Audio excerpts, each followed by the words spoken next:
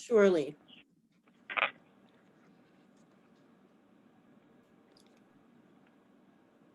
I'm admitting everyone now.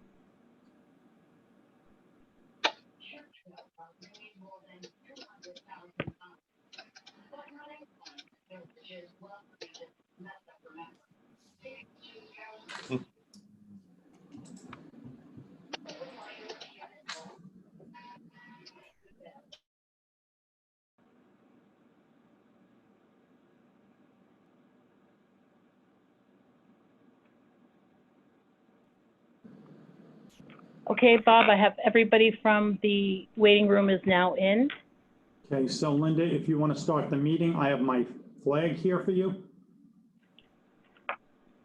You're muted, Linda.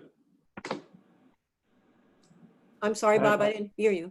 Okay, I have my flag here for you. Oh, so I you heard can that, yeah. Everybody up for the pledge. Great. I pledge allegiance to the flag To the of flag the United of the States United of States America of America and to the republic for which it stands, one nation, under God, indivisible, with liberty and justice for all. Thank you.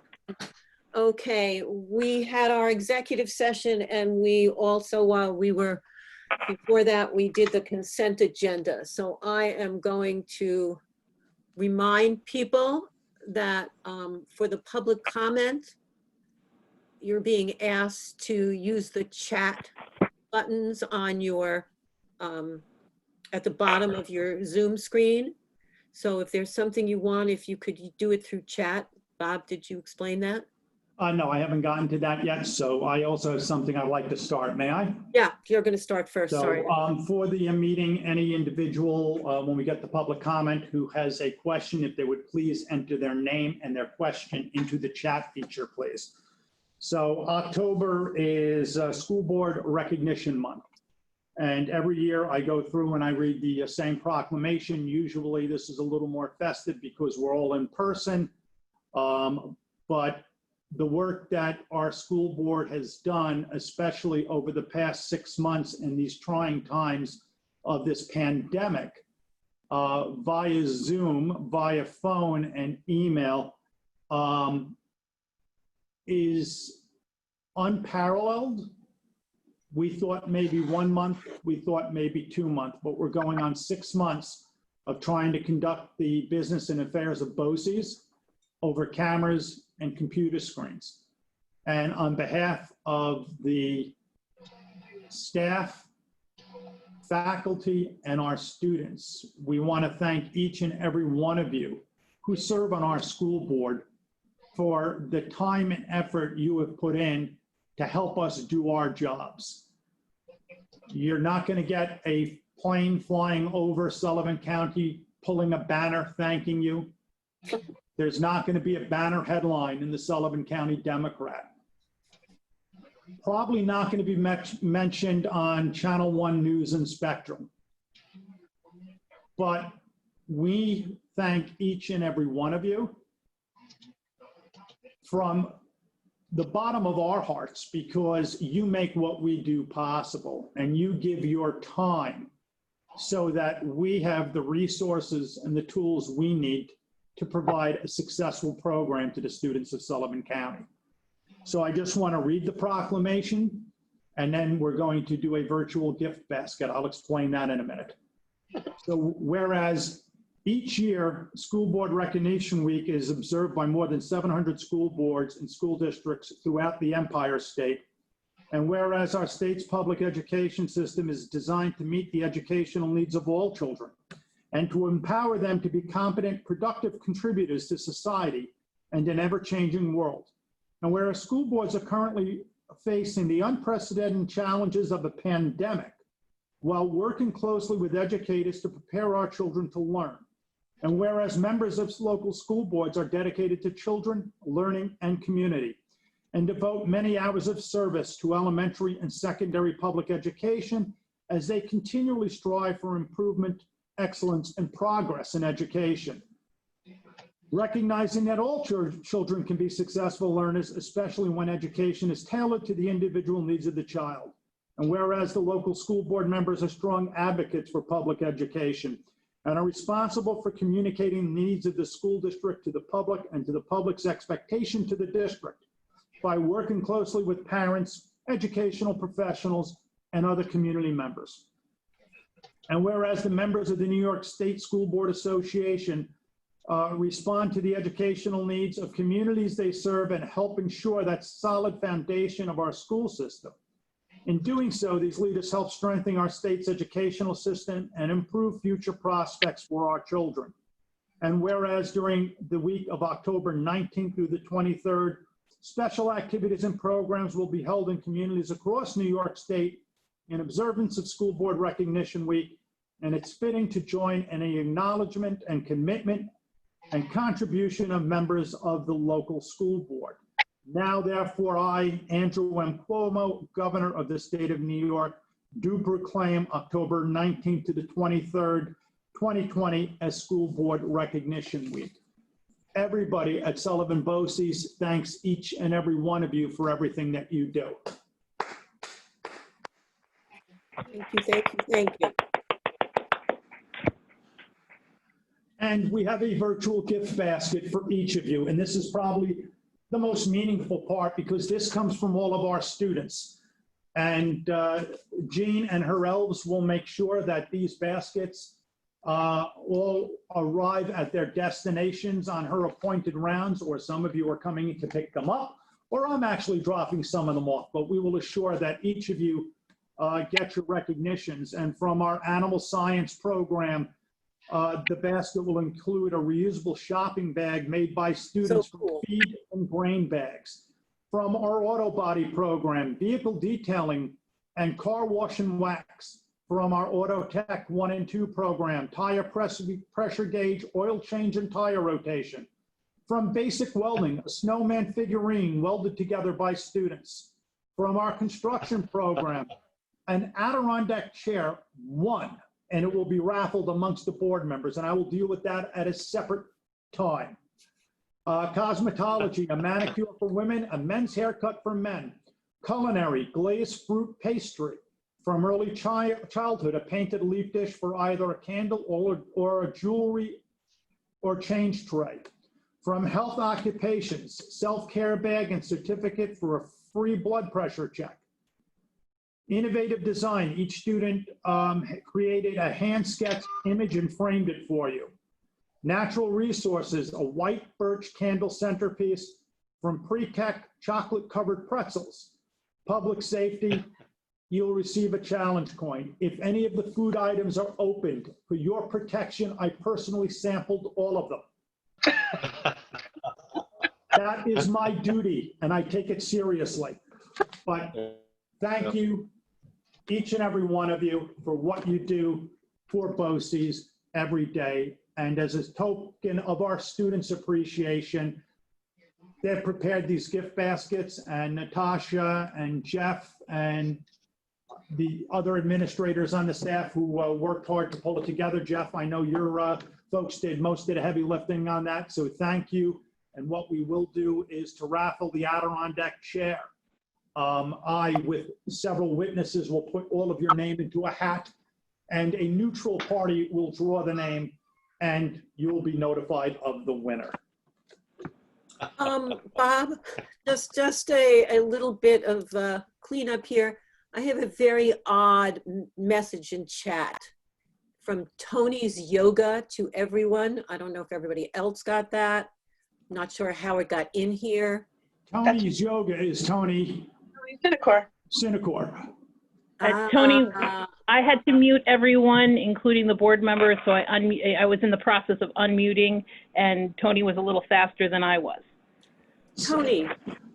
Yes, ma'am. I didn't know this about you. Tony's I don't do yoga, trust me. I'm not going to even ask what happened, where this came from. That's okay. One time we had someone come in that we didn't know who they were. Yes. It was kind of weird. So I just wanted to be sure. Sorry about the waste of time. Okay, so public comments, and thank you all from every board member, I'm sure. That was really very nice. And I will admit, I was at BOCES today signing papers, and I got my basket, and I got the Danish. And let me tell you, my husband and I polished one piece off already. It was so good. It was like, oh my God, how much do you miss eating the culinary students' dinners? They're so great.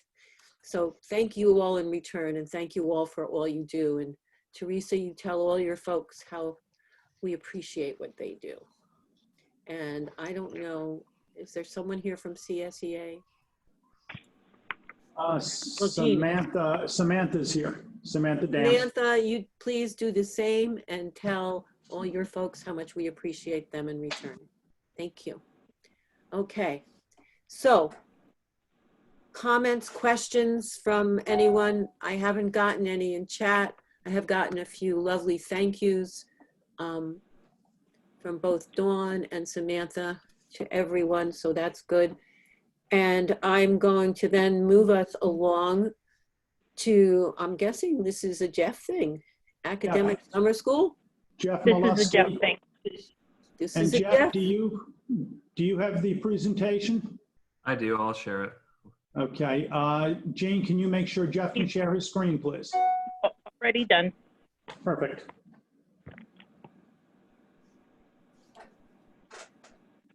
Okay. Good evening, everyone. My name is Jeff Molesky. I was the academic summer school principal at Liberty at Academic Summer School this year. This year, obviously, it was a summer school like no other. So we had to start thinking how we would run summer school virtually, which was not an easy task due to the fact that when we have face-to-face summer school, it's difficult to get kids motivated. And that's most of the time why they're in summer school. So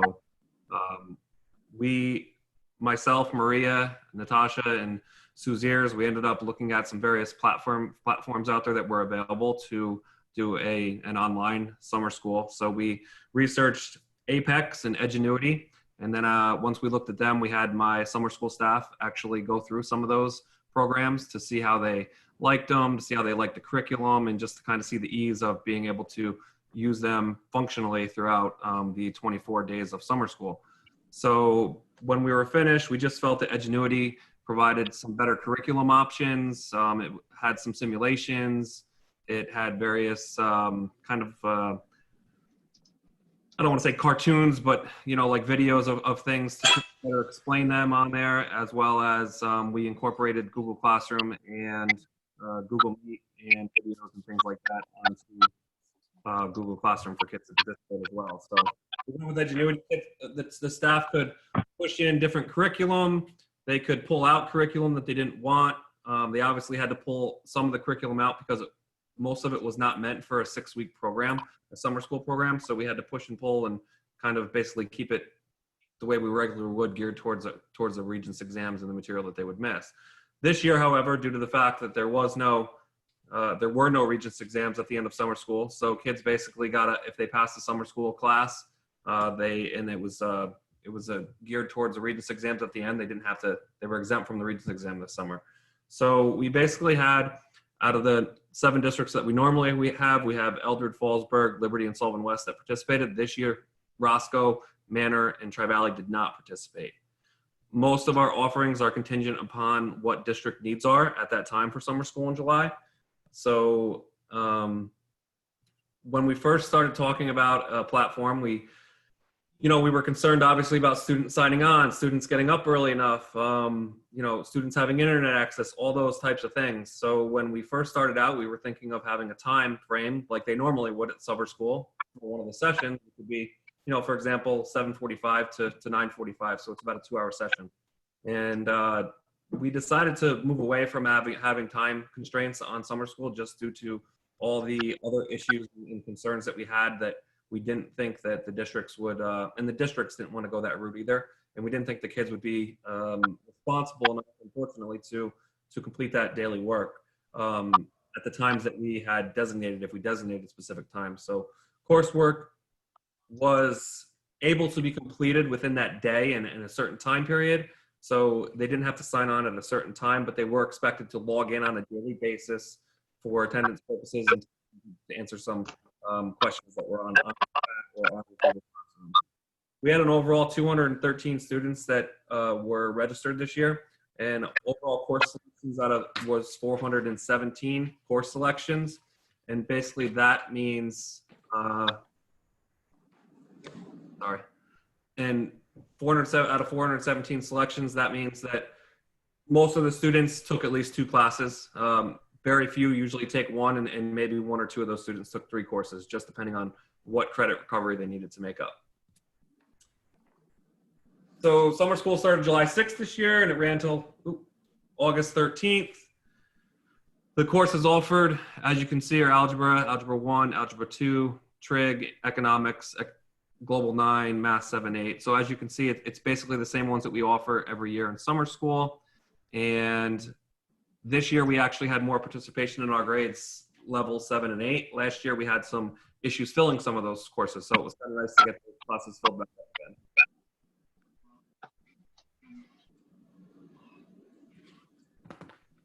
Just waiting for Gene to catch up, sorry. So per class, so per session, it's $515 per class, and teacher pay per session is $18.24 for 1 session, $36.48 for 2 sessions, and $54.72 for 3 sessions. This year it was a little bit different because we were running an online platform, and you could fit a lot more than the normal 15 to 20 kids within a class. So we were able to actually get our teachers to teach a few more sections, even though they were smaller groups. And we pretty much basically only did 2 sessions at max this year for a teacher. I think we had 2 teachers actually do 3 sessions, but the rest of them either did 2 sessions or 1 session this year.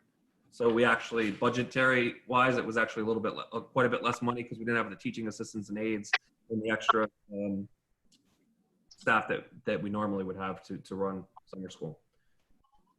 Next, Gene. These are my staff. They're the same staff that I have had the past few years. So it's nice that every year I get the same staff to come back and teach the same subjects. So I know what to expect and they know what to expect. Again, staff were able to teach various subjects. As you can see, I'll point out a couple of them here. Dan Redmond was able to teach Algebra 1, Algebra 1A, Algebra 2, Trig, and Geometry. That's a heck of a push for a normal teacher to do, especially if we're face-to-face in summer school. And not saying it was easy for him to do it this year, but he was able to, have 3 or 4 kids in Algebra 2 and Trig, and then, 2 or 3 in Geometry, and Algebra 1 was pretty full, probably with around 25 kids. Kyle McGinn and Alyssa Walker also taught extra classes. Fallsburg and Liberty are the 2 highlights I want to highlight over enrollment. Fallsburg and Liberty obviously are the main chunk of our enrollment for summer school, and that's usually kind of the way the way it falls. There are a total of 81 students enrolled between those 2 districts, and we had Eldred at 21, and then Sullivan West for a total of 213. Next, Gene. Thank you. So as you can see, I did a little chart here for total enrollment and then active participants. Now, active participants basically means that the student signed on and they did some sort of activity within that Google Classroom, signed into Edgenuity, one or the other. Doesn't necessarily mean they completed a lot of work.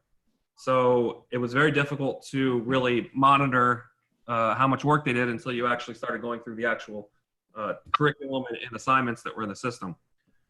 If we look at the total passed, we had 72 total kids pass out of 213 kids.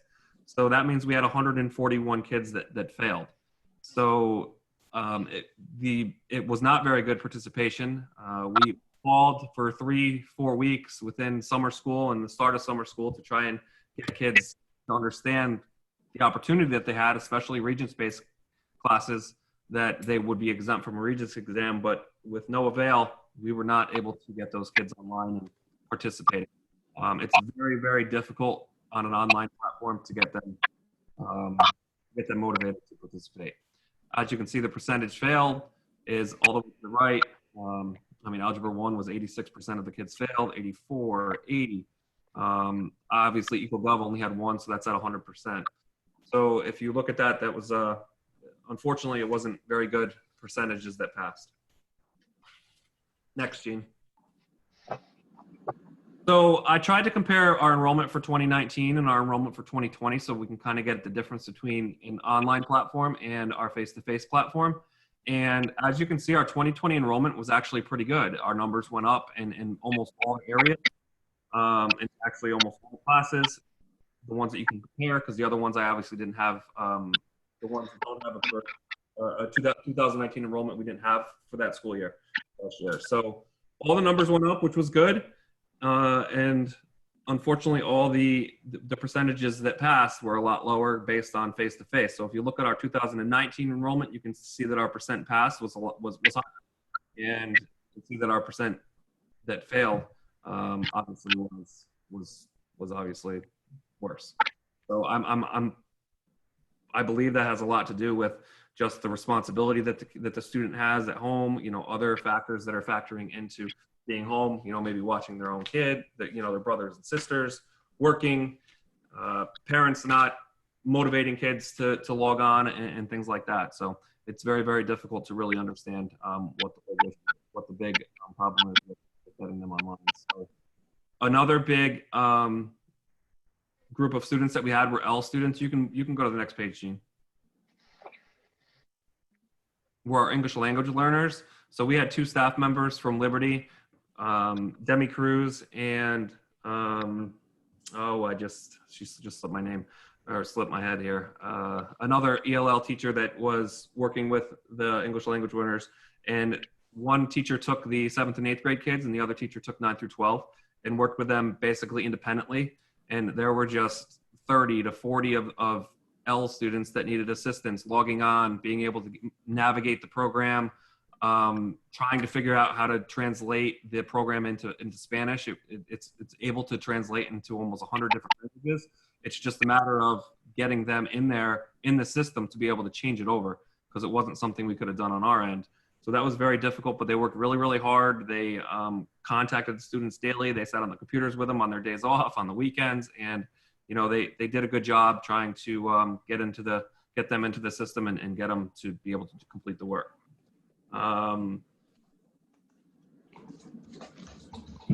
So again, some students face issues with internet availability of a device and online curriculum and getting on the website the first couple weeks. So it just it's almost like you didn't have enough time to really get students adapted to the program, even though we thought they had a good base because of the closure in March with Google Classroom, that we thought they would have a good understanding of kind of how to navigate through an online platform. But you know, one of the things to be prepared next time would maybe have our students have some professional development in some online platforms that would be out there, and even Google Classroom and some other ones, so that kids can navigate a little bit more freely through them and not struggle as much. And any questions or comments for me? Dr. Hilton, you had some questions. Well, I'm sure, Jeff, that you've expressed your disappointment in how well the kids did in summer school. When I looked at those figures the other day, my question is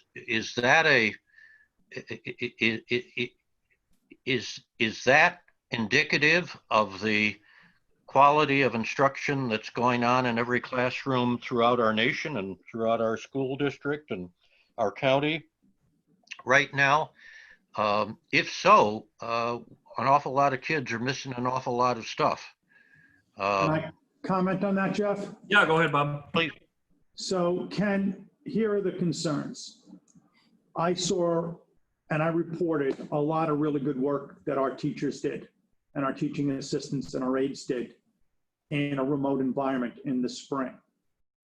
But also grading policies, testing were all kind of very loose. It was more an effort to provide the information, to teach, focusing, wasn't on testing. So there's really not a lot of accurate data available for the spring. When summer school became a big question mark, our districts were given the option as to whether or not we would hold it remotely. And a lot of them wanted us to do it. Many of the districts sent kids just so there would be some type of instruction. But they knew there were no terminal exams tied to it. There were no regents tied to this. They were just hoping to beef up whatever else they may have learned in the spring. So this is all unpredictable right now. It's a lot of work going on, but assessing that work is very difficult. When a kid is working remotely, they have to be motivated. They need the support of their parents. They need the support of their family. Many of them don't have that support because the parents have to work. So this is less than an ideal environment. But we provided the service because our district said that they wanted the service. And it needs, this is not a panacea, and this isn't a solution to public education. The most it is a support. But it can't be a be-all or end-all. Bob? Yes. Maybe we need to, and I'm not putting anybody on the spot with this, but maybe we need to get better at this because we may be at it for a while. We will be at it, I would venture to say, this entire year, this entire school year. And I don't think we can afford to lose our kids for this whole year. Well, we're certainly making every effort to be as good at it as possible. I'm sorry, I didn't mean to interrupt you. Please go ahead. The one thing we have no control over is the level of support these children receive at home. And that is the variable in all of this. Without those students being in front of the teacher and not knowing what type of support that they have, that's the variable that cannot be controlled. Is one question that I think I'm unclear on. Regardless if you're in the A or the B group, if I'm an A student, do I see the same teacher 5 days a week? They're in 2 days a week face-to-face and the other 3 days remotely with their teacher. With the same teacher though? In most circumstances, yes, the same teacher. I know this is kind of a thing, but has anybody addressed anyone in the faculty and maybe through Teresa, anything, I don't want this to be a union issue. I want it to be an education issue. And I'd like to know if, between Maria, Teresa, Natasha, we have brilliant people working for us. We have, and maybe there's someplace we can look to see who's doing a better job and how they're doing a better job. How come we're not coming into it? And, and I know after our conversations with Teresa last year, at the end of last year, that teachers worked quite hard, but maybe we need to start looking around to see if there's another, another platform, another something we can do.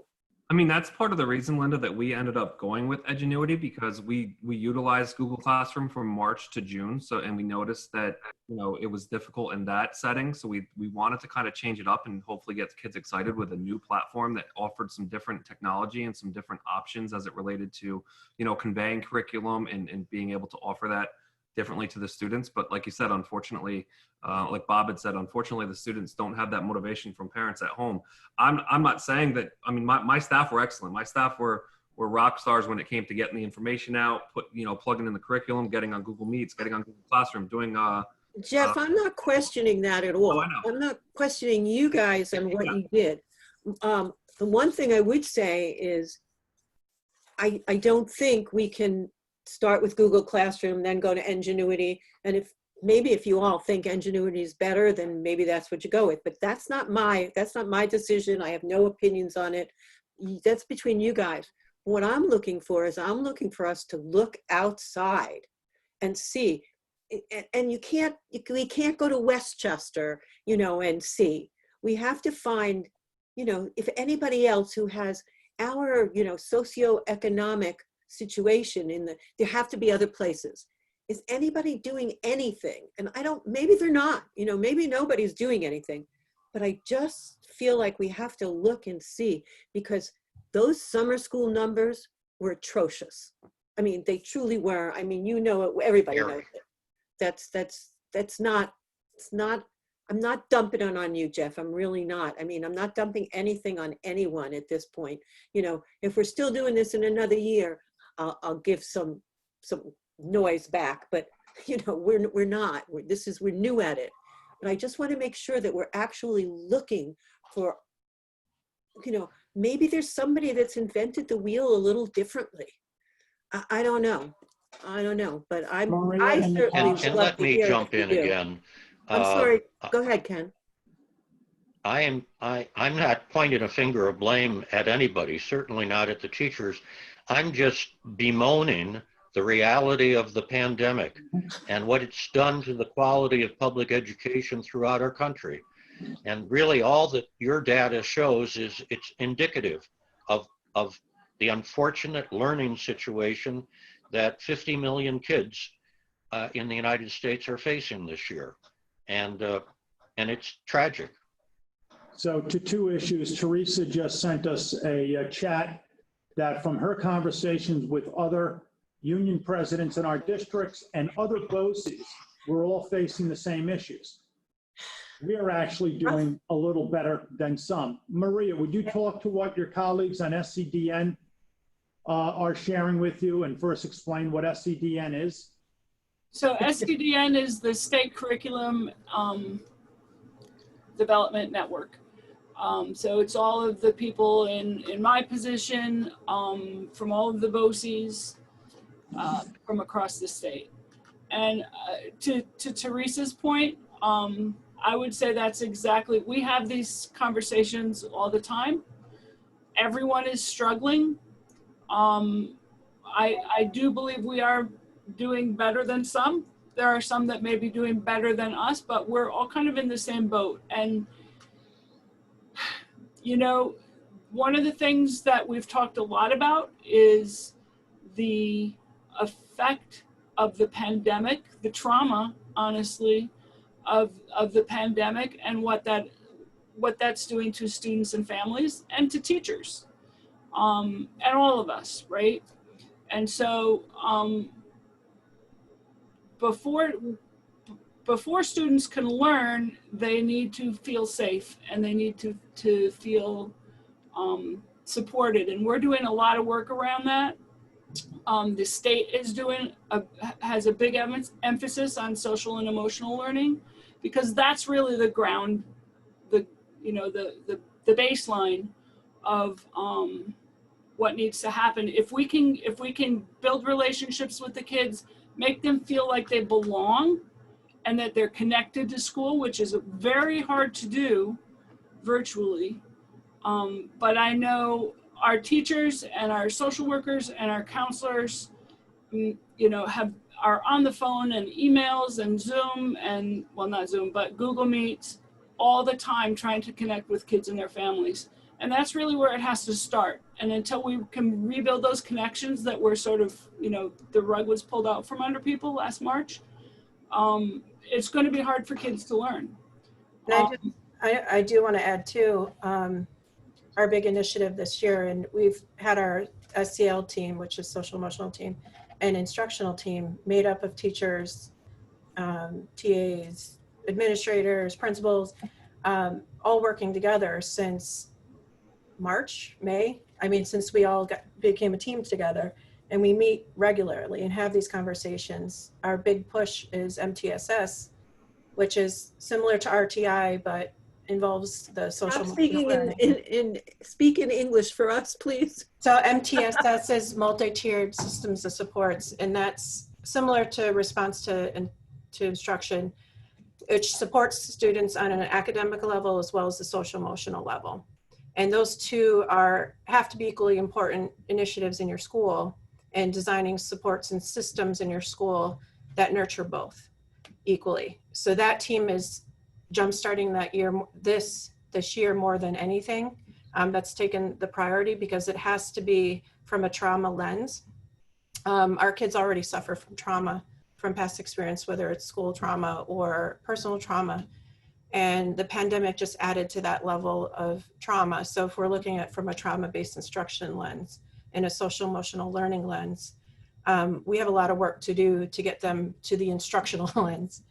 to focus on instruction. So it's what Maria said, it's rebuilding those structures to support social emotional learning and trauma first before we even can get to the instructional standpoint. That's a team effort. We are working not only within the unions and reaching out to what other BOCES are doing. We have our component districts are meeting consistently on this information, and coming from the state, they're pushing things down as far as resources. Our partnership, our regional partnership has been guiding us and the principals to implement MTSS. They're holding our hand through the process. We just looked 2 weeks ago, the administrators at other states that have implemented MTSS. I think Jeff, you were on that meeting. How many states? We looked at like four or five different states that have MTSS models in place. That's how far we're going. So it's huge. And when we reach out to our component districts at the state level, we're all struggling with, meeting the needs of our kids, and ours as the BOCES have so many layers. So I would say as a team, I think we've become united more than ever to take on a task that, with all the experts in the room, forget it, all the experts in the world right now are coming together to try to figure this out. And you would think that there would be something that we could grasp onto with all the experts in the world dealing with the same issue. And we're all trying to find that. One last question. What are we doing with parents?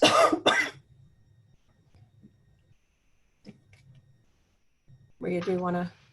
Well, Natasha? We had talked about, we're reaching out as a team. There's our clinical staff reaches out to parents to make sure they're supported. We're looking at designing parent workshops. We started how-tos for technology, so parents can have how-tos on how to get onto Google Classroom, that sort of thing. I assume you have them in English and Spanish. We're working on that, yes. We have a great interpreter right now in Maria's department. And I know we wanted to do some support workshops. We looked at the partnership too, because they are trying to build some as well. one of the things that came out of our opening workshops on MTSS is the teachers were all given lists of things that parents could do at home to help with the social and emotional learning. And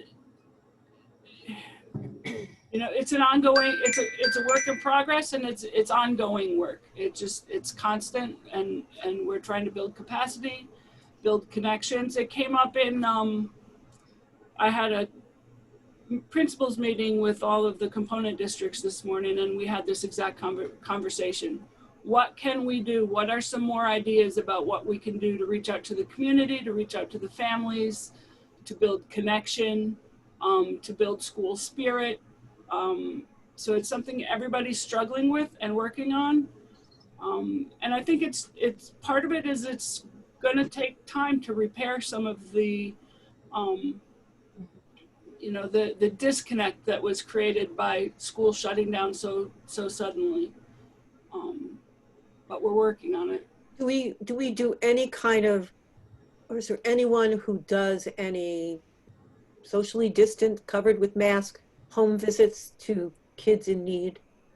I mean, Teresa, I'm guessing that all the teachers know which of their kids are in most need, not academically, but certainly emotionally, etc., and which parents are just have been unable to do something with their kids, work with them or something. I'm assuming you people on the front line. I remember, I was a teacher for 35 years. I could tell you which of my kids were not getting support at home.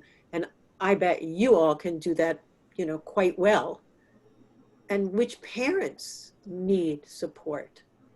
You have a single, it doesn't matter. I don't have to give you an illustration. I think you know what I'm saying, all of you. And I think we really have to consider starting at the parent level in some places, not every place, obviously, but some places we do. We have to do is reach out to parents some way. and asking them to, I'm sure some of them don't know how to get online. I'm sure some of them don't know besides pressing the on button, I don't think they know what to do. They don't know. I bet many of them do not know what their kids are even supposed to be doing. I will tell you that there are probably many of those in this county. This is not this is it's a very interesting county. We have a lot of poverty, and we have a lot of parents who are working 1 and 2 jobs. And I realize that no teacher wants to be working more hours than they're working, or anybody. No one really wants to. I know you guys are all working a tremendous amount. I have to tell you, Janelle, seeing your face smiling all the time is really scaring me a little. You're the only person who's smiling through these comments. That's your picture. I know. Linda, there's another comment in the chat from Jen Brock. Many teachers have spent lots of time on the phone walking parents through how to get onto Google Meets and participate in our online learning. So that outreach is being done. I know Maria and Natasha and the staff are trying to provide those online learning platforms, but this is, and the trainings, but it is something that is first and foremost in everyone's minds, but we have to crawl before we can walk. And unfortunately, it's going to be a very slow process. Anyone else want to say anything? I've kind of been spattering out here. No? Okay, well then, if that's it, I'm going to be done with summer school. Thank you, Jeff. Thank you very Thank you, much Jeff. for that, Jeff. And I know you guys struggle. Please don't think we ever forget that you do. And we're going to skip consent agenda because we did that while we were waiting. And we're going to go to the financial matter, claims audit report. And anyone who's had enough of listening to our meeting, if you want to leave, I understand. We will not be insulted. Claims audit report is informational. So does anyone have any questions about that? Good time. We got Keith here to help us out. Susan, we're really good. No? Okay. Treasurer's report. I need a motion. Thank you, Linda. Thank you, Sue. Okay. Questions. Again, this is the time and the place, and you have some people to answer them. Everybody's fine? Okay. May I see by a show of hands all those in favor? Okay, I don't have everybody on the same page, so Jean, I'm guessing you can count. Anyone against? Everybody is approved. Yeah, it's unanimous with those that are here. Okay, we have the wonderful green booklet that came in the mail to everyone, the external audit by Cooper Arias.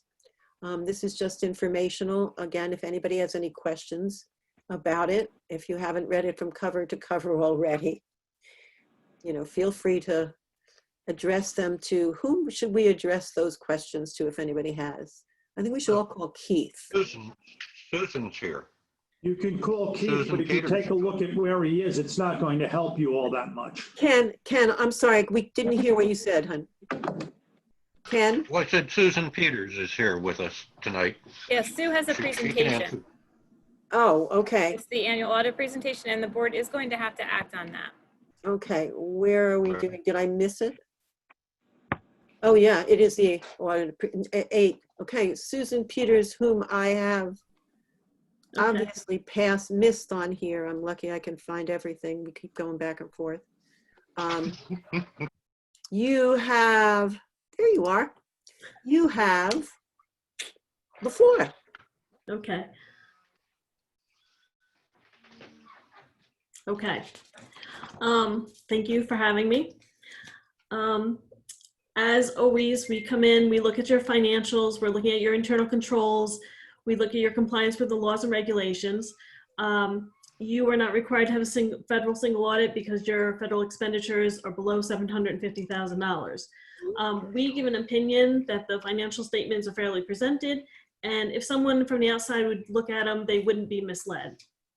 You can turn the page. This year was very interesting. As you all have struggled with what you do. We were struggling as well. You know, you were shut down. We weren't able to come in right away. But once we were able to get in, I have to say it did run very smoothly. Everyone, for the BOCES audit, as well as all the districts that we do, everyone was very helpful. We did as best as we could. Like I said, it ran pretty smoothly. The implementation dates for the GASB standards that were postponed, they're postponed for 1 year, so there's no changes to the financials, so they look pretty much like they did last year. One of the things also we had to deal with was all of a sudden we found out that 20% was going to be withheld on state aid. So it affected a lot of the districts. 20% was withheld for the BOCES state aid receivables and what you had to pay out to the district. So that came out to $906,000. Now that's no effect on your surplus because what you would have coming in also was going out to the districts, but it was a large number. So we did adjust the records for that. There may be some other things that will be withheld. We're finding out as we're going along, things are changing. So, but as of at this point, this is what was withheld, and hopefully you will receive that in the future. We don't know, and that's why we can't book it as a receivable because it's not in your control. You, as a BOCES in the districts, you don't have any control whether you're going to receive that. It's dependent on what the state government allows. The next page is the general fund activity. So your total revenues was 54 million, that's a blue line, and your expenditures was 46 million. So you can see your expenditures have gone up and they've kind of leveled back down this year. And your expenditures are pretty even. So there's no big spikes, that's what you want to see. Just want to make sure I didn't miss anything. The expenditures, the revenues that are over the expenditures, that's what goes into your surplus. Okay, the next one actually shows the amount of what was left over after your revenues and expenditures, and this year it was 7.8 million. Last year it was a little bit higher. You did give large refunds back to the district component districts. And that hasn't had too many big spikes. Last year was a little bit different. But like I said, you did return some of that funds to the districts. So the next page, this kind of shows the billings for from 2016 to now. So, you know, the billings have gone up. They were a little bit less than last year. And then the return of surplus. But the percentage of the return of surplus to the billings, it's been pretty consistent. It's been around 14, 13, 11, 14. So it's been consistent. You've been able to hold that.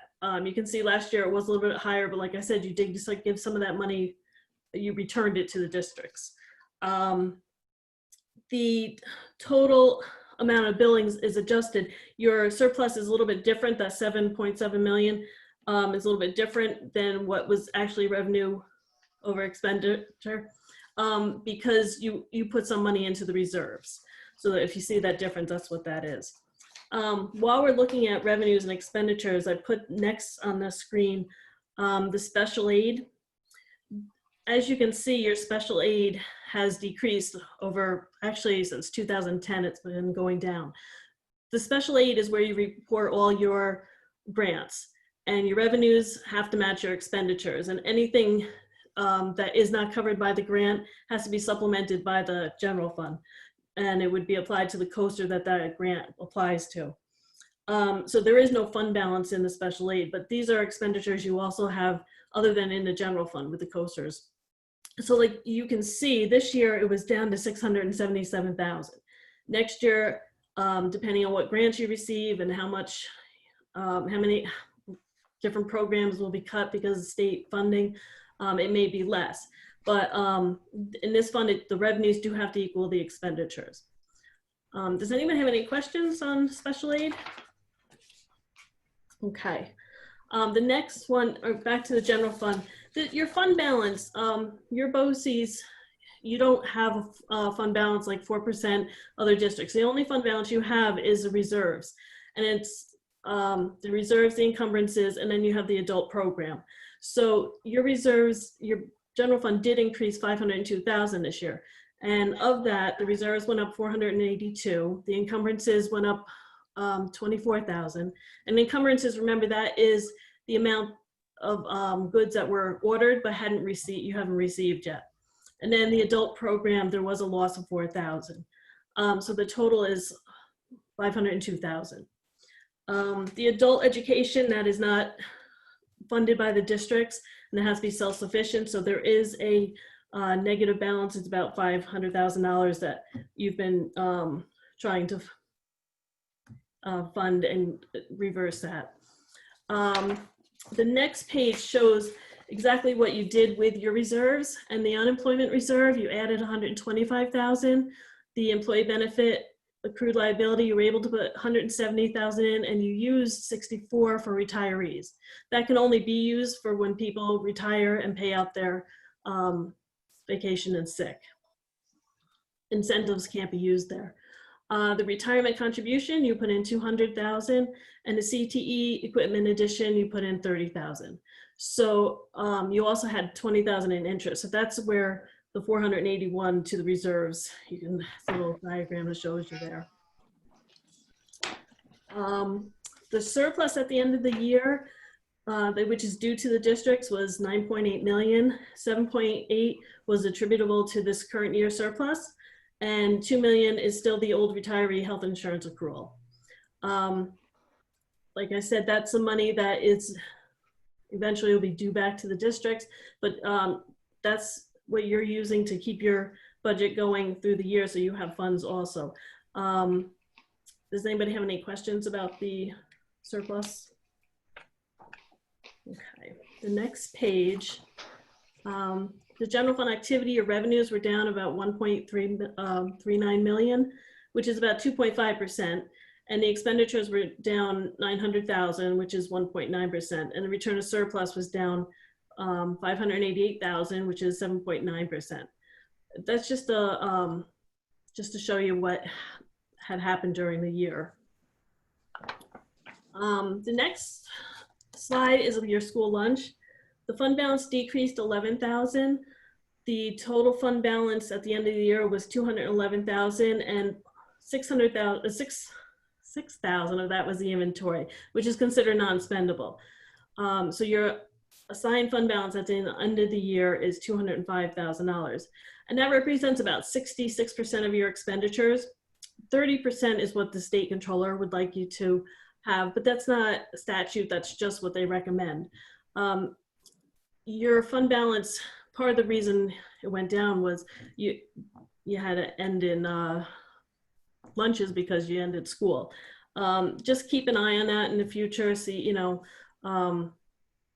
it's not terrible that you lost $11,000 with everything that was going on, but just keep watching that. At least you do have a fund balance to use with that. Okay, capital projects. The total expenditures was 883,000, and that was on your modular classrooms. You closed a lot of projects this year, which was good with the state ed, and you were able to put the money into the other projects. You have the building improvements that's open, the career tech entry and vestibule, the modular classrooms you're continuing, and the East Wing roof project. This year you were able to transfer with the budgeting from the component districts $575,000.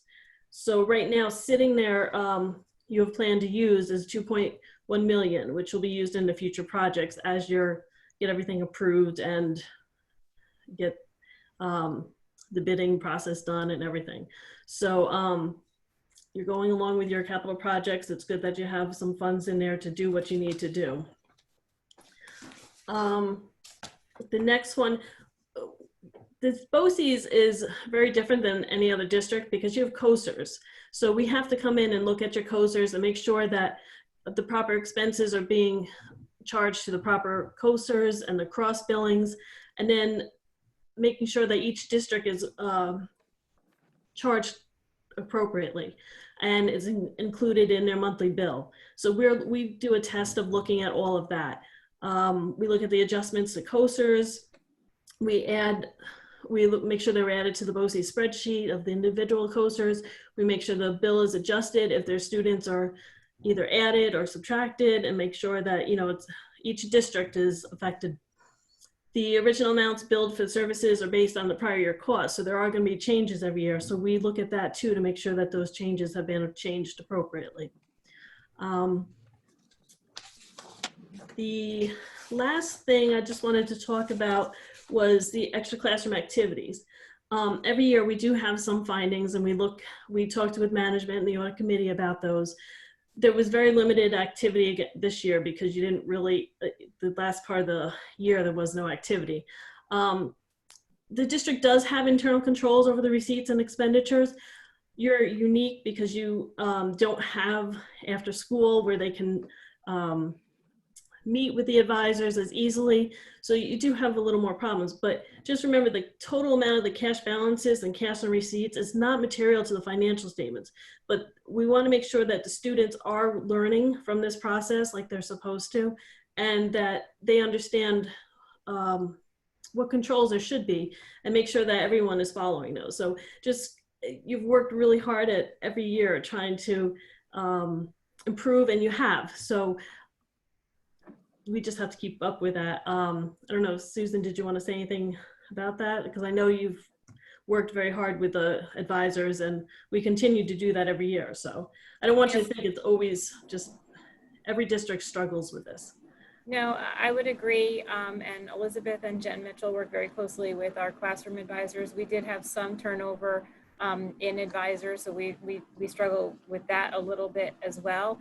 And as we've discussed before, you know, it's very difficult, unlike a school district where we have a late bus, and, you know, typically student clubs, you know, those students stay after and take the late bus home, and they work on these types of transactions that Sue is referencing that came up in the audit during that time frame. So we did include a corrective action plan in it was included in the management letter because that's a new requirement. So we did respond to the findings, and we will be working with staff to address those. And when we met with the audit committee, it was decided that we would use the BOCES internal claims auditor, which is Lori Ansborough, and she works directly for the board.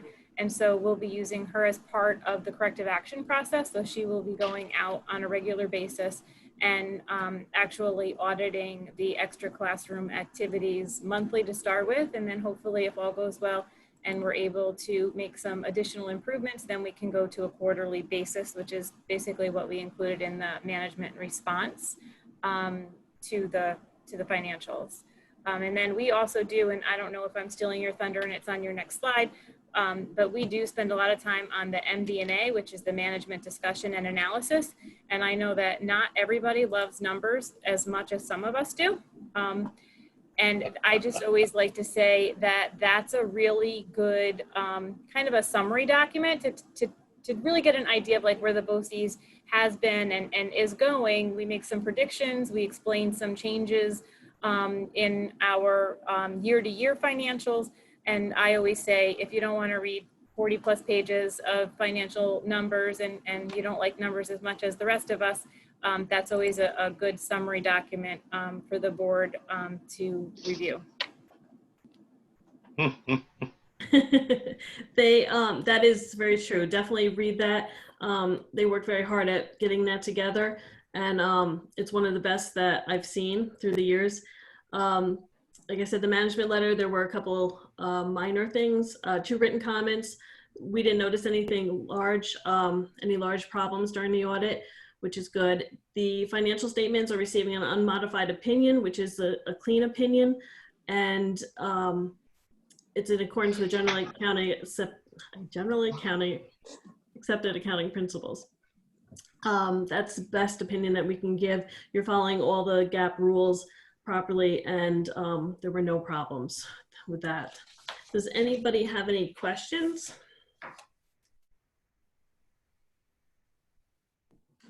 Guess not. So I'll say thank you for from all of us. Thank you very much. Okay. So now we're going, oh, you're done, right? Susan, you're finished? Yes. Susan, thank you very much.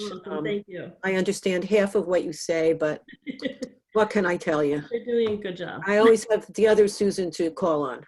Right. Or Linda, you know, they understand it. Where are we? We need to accept this. I need a motion to accept the 2019-2020 audit. Thank you, Linda. Thank you, Tony. Got that, Jean? Yes. Okay, good. Now we need to take a vote. All those in favor of accepting, please raise your hand. If there's anyone against, unanimous. it's unanimous. Thank you very much. Okay.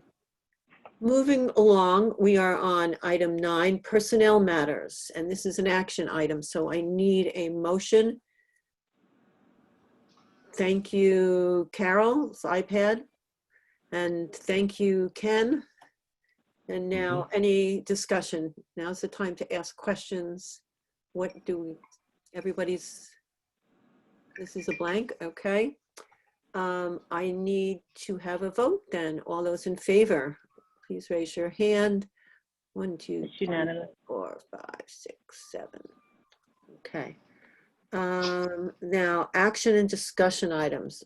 Oath of office to the district superintendent and reaffirmation of contract amendment. In other words, we gave him another contract. So who gives him the oath of office, Jean? Do you? I do. Yes, but we Okay. need an action. We need a Yeah, rec- well, I'll do that in a second. You got it. I'll do Okay. I do the oath. Thank you. I need a motion to rehire, and Bob, okay, Carol and Jean, Susan rather. Thank you very much. Carol Park and Sue Horton. Okay, Jean, here we go. Okay, Bob, if you wouldn't mind raising your right hand and stating after me, I do solemnly swear I do solemnly swear that I will support the Constitution of the United States that I'll support the Constitution of the United States, and the Constitution of the State of New York, the Constitution of the State of New York, and that I will faithfully discharge the duties of the Office of District Superintendent and Chief Executive Officer for Sullivan BOCES. and I will faithfully discharge the duties of District Superintendent and Chief Executive Officer of Sullivan BOCES. You're solely sworn. Thank you. Congratulations. Thank you. Now, NISBA resolutions discussion. We need a vote. We just need a vote. Oh, I'm That's it. sorry, we need a vote. All those in favor of Bob? Just raise your hand. Okay, we're unanimous again. Thank you. Sorry Thank about you. that, Jean. Moving That's okay. along Thank you. to number 10.02, NISBA resolutions discussion. Sue, are you the person that's going to be doing this? So Yes. would you like to speak and lead this? I reviewed them myself. I know people might have comments. There weren't as many as usual. Sometimes I think there's over 40. I think there was up to 25. There was 5 or 6 that were not recommended, which I would not recommend. You know, I looked at them. I would probably follow suit with NISBA, but I just didn't know if Ken or anybody else read them and had any comments. Anyone? Now's the time. I did, you know me, Susan, I did read them. And why don't I send you my comments in the morning of email? Generally, I agreed with the recommendations. And same for myself. The meeting is the 31st, which is Halloween morning. I think it's at 8:30. The email came in when we were sitting here with all of the information on it. So I'll be getting up that morning. I'll log in and I will participate in the meeting. Great. If anyone else chooses to share anything with Sue, could you email her tomorrow, please? Or as soon as possible. I would appreciate it. Is that good, Sue, for you? Wonderful. Great. Okay. Before we move on from this topic, I just related to the NISBA convention. Some of you have received emails confirming that you are registered, and I did not register you. I have it a ticket in with NISBA to find out why. If anybody else receives one, a confirmation, and I did not sign you up, please forward it to me so that I can forward it to them, because I don't want us charged for folks that are not attending. Good, good. Thank you. Okay, moving to item 11. board member comments. I'm going to start at the top. Tony. Tony. Am I muted? No, I think Tony froze. Oh, okay. Can we move on to Linda? Me? Do you have any, yeah?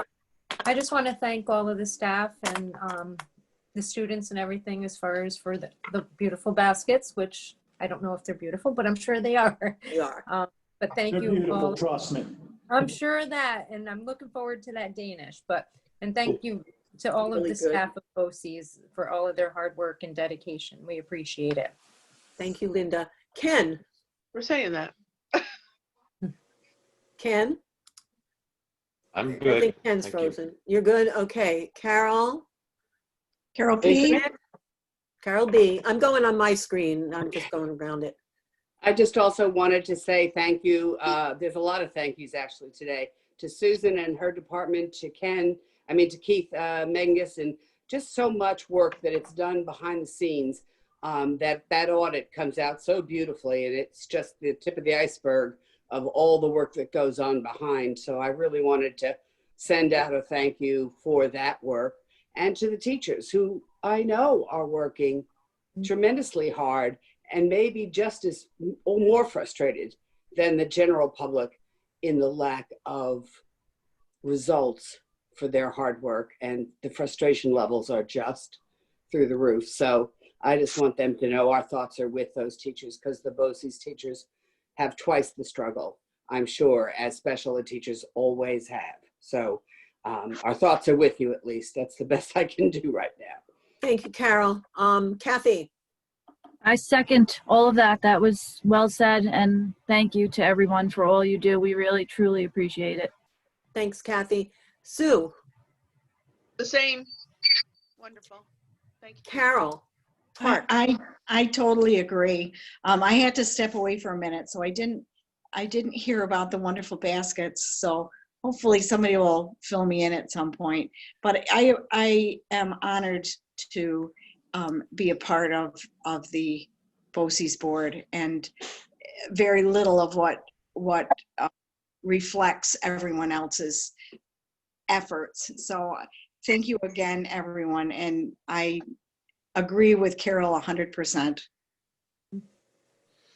Thank you, and I will end it by saying I definitely agree with all that has been said. Thank you to everyone, to the administration, to the teachers, to all the rest of the administrators and people that work, to everybody that works, to the teachers' aides, to the folks that cleaning our building, to the people that help prepare food.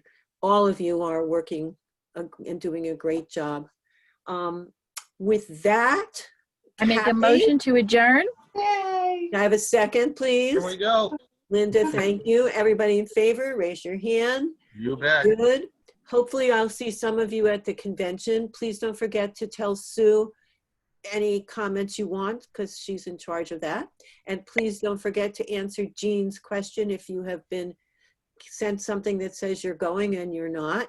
And to all of you who are not on the board that joined us tonight, I thank you for your time and showing up. And Maria and Natasha, especially thank both of you. You put you on the spot a little bit. And Bob will thank you too. They did great. And congratulations on your new contract.